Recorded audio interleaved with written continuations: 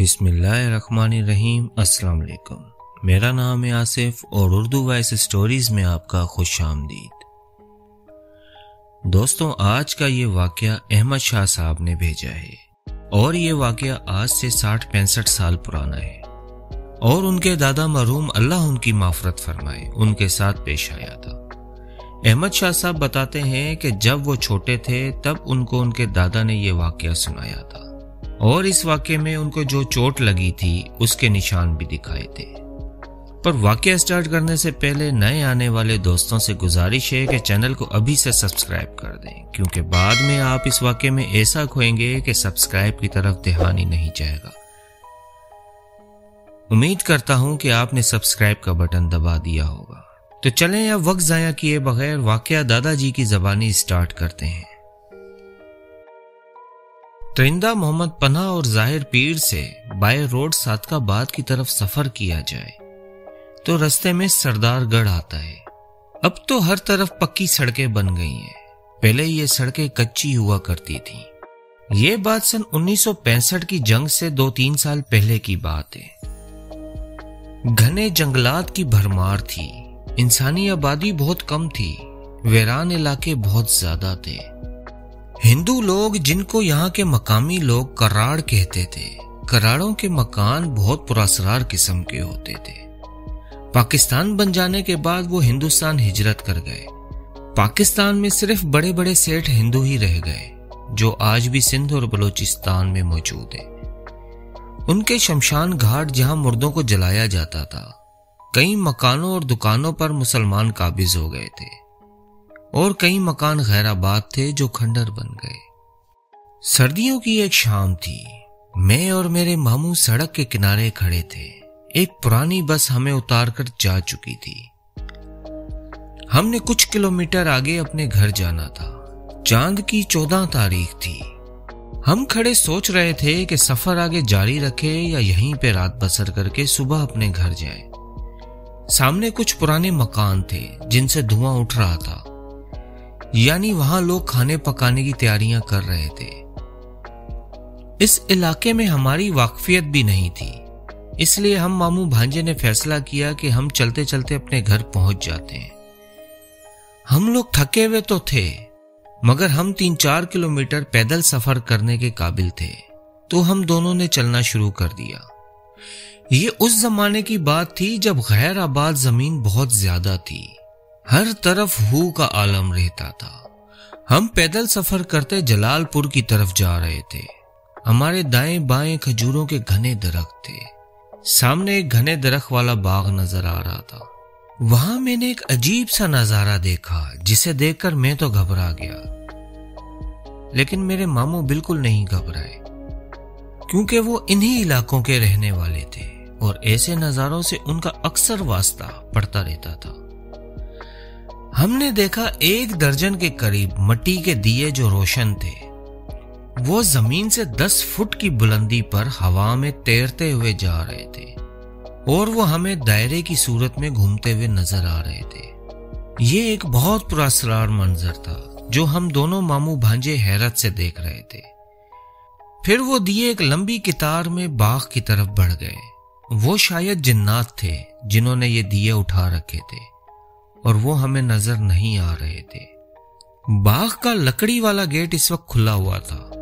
اچانک باغ کے گیٹ سے ایک لمبا سا آدمی نکلا اور تیزی سے ہماری طرف آیا، اور اچانک سے کچھ نہ نظر آنے والے ہاتھوں نے مجھے اٹھا کر باغ کی دیوار پر بٹھا دیا اور میں اپنا توازن برقرار نہ رکھ سکا اور ٹوٹی ہوئی اینٹوں پر اندر جا گرا۔ میں بڑبڑا کر جلدی سے اٹھا اور باہر نکل آیا۔ باہر میرے ماموں کھڑے تھے۔ انہوں نے مجھ سے پوچھا، تو کہاں چلا گیا تھا؟ میں حیران رہ گیا اور میں سوچنے لگا کہ کیا ماموں نے مجھے فضا میں بلند ہو کر دیوار کے اوپر والے حصے پر جاتے نہیں دیکھا؟ میں نے سوچا یہ بات ماموں کو نہ بتاؤں تاکہ وہ پریشان نہ ہو۔ میں نے ان کو ٹال دیا کہ میں رفع حاجت کے لیے گیا تھا۔ ماموں چپ ہو گئے۔ اتنے میں وہ لمبا آدمی ہمارے قریب آ پہنچا۔ اس نے اپنے ہاتھ میں ایک تھال اٹھایا ہوا تھا جو ایک رومال سے ڈھکا ہوا تھا۔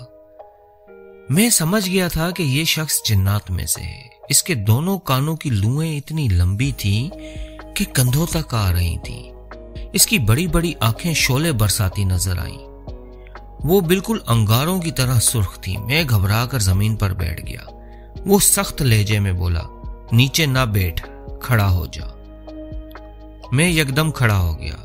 اچانک اس شخص نے ہاتھ ہلایا تو قریب ہی نہ جانے کہاں سے ایک گدھا نمودار ہوا۔ وہ شخص بولا، کوئی اور موقع ہوتا تو ہم تمہیں ضرور نقصان پہنچاتے، لیکن آج ہمارے لیے خوشی کی رات ہے۔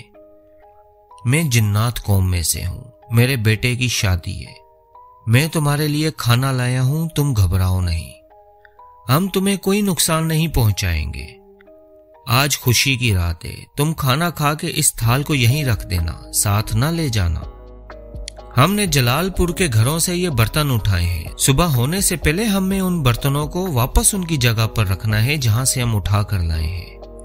تم لوگ کھانا کھا کر اس گدھے پر سوار ہو کر یہاں سے دور چلے جانا، اور واپسی اس رستے پر ہرگز نہ آنا جہاں سے تمہیں روکا جا رہا ہے، کیونکہ ہماری قوم میں وحشی اور شرارت پسند جنات بھی ہیں جو تمہیں نقصان پہنچا سکتے ہیں۔ ایک اور بات تم لوگ یاد رکھ لو، جب یہ گدھا اپنی گردن ہلائے تو فوراً نیچے اتر جانا، ورنہ بعد کے نقصان کے ذمہ دار تم خود ہوگے۔ یہ کوئی عام گدھا نہیں ہے، بلکہ یہ قوم جنات کی سواری ہے، اور یہ تمہیں اس لیے دی جا رہی ہے کہ تم ہمارے مہمان ہو، اور ہم لوگ مہمان نواز ہیں۔ اگر آج ہماری خوشی کی رات نہ ہوتی تو ہم تمہیں جلال پور کی دیواروں میں چن دیتے۔ پھر وہ آدمی میرے ماموں کی طرف اشارہ کر کے بولا، یہ آدمی بہت معصوم ہے اور ہمیں اس کا چہرہ بہت پسند آیا۔ یہ ایک نیک اور سیدھا سادہ سا انسان ہے۔ ہم ایسے انسانوں اور اس کے ساتھیوں کو نقصان نہیں پہنچاتے۔ تم اس اچھے آدمی کے ساتھی ہو، اس لیے ہم تمہیں بھی نقصان نہیں دے سکتے۔ میں نے ڈرتے ڈرتے پوچھا، اے ہمارے محسن، یہ تو بتائیے کیا یہ گدھا ہوا میں اڑ بھی سکتا ہے؟ وہ بولا، ہاں یہ اوپر اڑ بھی سکتا ہے، مگر جب تک تم لوگ اپنی منزل کے قریب نہیں پہنچ جاتے یہ اڑے گا نہیں، کیونکہ تم لوگ زمین پر گر سکتے ہو۔ یہ تمہیں پیٹھ پر بٹھا کر نہیں اڑے گا، بلکہ واپسی پر ہمارے پاس اڑ کے آئے گا۔ پھر اس نے تھال میری طرف بڑھایا۔ اب میں کچھ نارمل ہو گیا تھا۔ میں نے کہا، اے نیک جن، کیا ہم دور سے آپ کی شادی کی رسومات دیکھ سکتے ہیں؟ وہ بولا، ہاں بالکل دیکھ سکتے ہو، مگر قریب نہ آنا، ہمارا سردار بھی موجود ہے جو شاید تمہیں پسند نہ کرے۔ اتنا کہہ کر وہ وہاں سے غائب ہو گیا۔ میں نے تھال سے جب رومال ہٹایا تو اس میں چاول تھے۔ چاولوں کی خوشبو نے ہماری بھوک کو 4 چاند لگا دیے۔ جب ہم نے چاول کھانے شروع کیے تو طبیعت خوش ہو گئی، بڑے لذیذ چاول تھے۔ تھال خالی کر کے ہم نے اسے وہیں رکھ دیا۔ میں نے ماموں سے کہا، اب آپ یہیں بیٹھے، میں ذرا نظارہ کر کے آؤں۔ میں تھوڑا سا آگے بڑھا اور رستہ بنا کر باغ کے اندر جھانکنا شروع کیا۔ اندر عجیب سا سما تھا، روشنی ہی روشنی تھی۔ مجھے وہاں پر بہت پراسرار چہرے نظر آئے، جن کے کانوں کی لوئیں ان کے کندھوں کو چھو رہی تھیں۔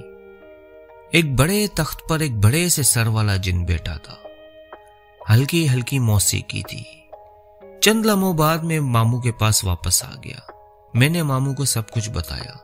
ماموں نے کہا، اب چلیں؟ میں نے کہا، جی چلتے ہیں۔ ہم اس گدھے پر سوار ہوئے۔ میں سوچ رہا تھا کہ یہ گدھے کو رستہ کیسے معلوم پڑے گا، مگر میں حیران ہوا کہ یہ گدھا سر جھکائے چلتا رہا اور اسی رستے پر چلتا رہا جہاں پر ہماری منزل تھی۔ کچھ سفر کے بعد اچانک اس گدھے نے اپنی گردن ہلائی۔ اس سے پہلے کہ ہم لوگ نیچے اترتے، تیزی سے اس کا قد بڑھنے لگا اور وہ اونٹ کے کوہان کے برابر اونچا ہو گیا تھا۔ یہ دیکھ کر ہم پریشان ہو گئے اور اسی وقت وہ غائب ہو گیا اور ہم زمین پر گر پڑے۔ وہاں سے اٹھ کر بھاگ جانے میں ہی ہم نے عافیت جانی۔ چنانچہ ہم لوگ بغیر رکے اپنے گاؤں پہنچے اور گھر جا کر دم لیا۔ یہ بہت پراسرار مناظر تھے، اس لیے ہم نے کسی سے ان کا ذکر نہیں کیا۔ میں چند دن ماموں کے یہاں رہا۔ میرے دل میں بہت تجسس تھا کہ دن کی روشنی میں مجھے اس باغ کو اندر سے دیکھنا ہے۔ جب میں نے واپسی کا پروگرام بنایا، کھانا کھا کر تقریباً دن کے 11 بجے میں اور میرے ماموں روانہ ہوئے۔ ماموں کو کچھ سفر میرے ساتھ کرنا تھا۔ جب ہم اس باغ کے قریب پہنچے تو میں نے ماموں سے کہا کہ آپ یہاں کچھ دیر کسی درخت کے سائے میں بیٹھے، میں ذرا باغ کا چکر لگا آؤں۔ ماموں نے کہا، دور سے اس جگہ کو دیکھنا جہاں جنات کی شادی دیکھی تھی، اس کے قریب نہ جانا، یہ جگہ بھاری ہوتی ہے اور جنات نقصان پہنچانے سے باز نہیں آتے۔ میں نے کہا پریشان نہ ہو، میں دور سے ہی وہ جگہ دیکھ کر آتا ہوں۔ میں باغ میں داخل ہو گیا جس پر ایک بڑے پیٹ والا شخص بیٹھا ہوا نظر آیا جو اپنے ہاتھوں سے کھجور کا بان بٹ رہا تھا۔ اس نے مجھے کہا، او بچے کیا کام ہے؟ میں اس کے قریب گیا اور اس سے ہاتھ ملایا۔ اس نے مجھے چرپائی پر بیٹھنے کو کہا، میں بیٹھ گیا اور اس طرف دیکھنے لگا جہاں جنات کی شادی دیکھی تھی۔ اس شخص نے مجھے کہا، بچے کہاں سے آئے ہو؟ اگر مجھ سے کوئی کام ہے تو بتاؤ۔ میں نے بتایا، میں فلاں بستی سے آیا ہوں، اپنے شہر جا رہا ہوں۔ کچھ دن پہلے میں اپنے ماموں کے ساتھ یہاں سے گزرا تو جنات سے ہمارا واسطہ پڑ گیا تھا۔ انہوں نے ہمیں چاول کھانے کو دیے تھے اور سواری کے لیے گدھا بھی دیا تھا جو لمبا ہو گیا تھا، بعد میں غائب ہو گیا۔ ہم نیچے گر گئے اور میں نے ان کی شادی بھی دیکھی تھی۔ اب میں تسلی کرنے آیا ہوں، کیا واقعی اس باغ میں جنات رہتے ہیں؟ میری بات سن کر وہ بوڑھا بولا، تم بالکل سچ کہہ رہے ہو، باغ کے اس حصے میں جنات کا بسیرا ہے۔ میں ایک عرصے سے اس باغ میں رہتا ہوں اور اس طرح کے کئی نظارے دیکھ چکا ہوں۔ اس کے ساتھ اس بوڑھے کی آنکھیں سرخ ہونا شروع ہو گئیں اور وہ جھومنے لگا۔ جھومتے جھومتے اس نے چرپائی کے نیچے پڑا ہوا مٹکا اٹھا کر میرے چہرے پر دے مارا جو میری دائیں آنکھ کے قریب لگا اور ٹوٹ گیا۔ مٹکا لگنے سے میری جلد پھٹ گئی اور زخم سے خون بہنا شروع ہو گیا۔ شاید اس پر جن آ گیا تھا۔ پھر بوڑھا جھومتے جھومتے چرپائی سے نیچے گر گیا۔ اتنے میں سامنے سے ایک عورت بھاگتی ہوئی آئی اور بولی، ہائے میرے میاں پر جن آ گیا، اے لڑکے بھاگ جا یہاں سے۔ میں نے آؤ دیکھا نہ تاؤ فوراً باغ سے باہر نکل آیا اور ماموں کی طرف بھاگا۔ وہ میرا خون آلودہ چہرہ دیکھ کر گھبرا گئے۔ پاس ہی کھیتوں کو پانی دینے والی نالی میں پانی بہہ رہا تھا۔ میں نے اس پانی سے اپنا چہرہ صاف کیا۔ ماموں نے تھوڑا سا کپڑا پھاڑ کر مجھے دیا کہ میں اس کو باندھ لوں تاکہ میرا خون بہنا بند ہو جائے۔ کپڑا باندھنے کے بعد میں نے ماموں کو ساری بات بتائی اور ہم وہاں سے روانہ ہو گئے۔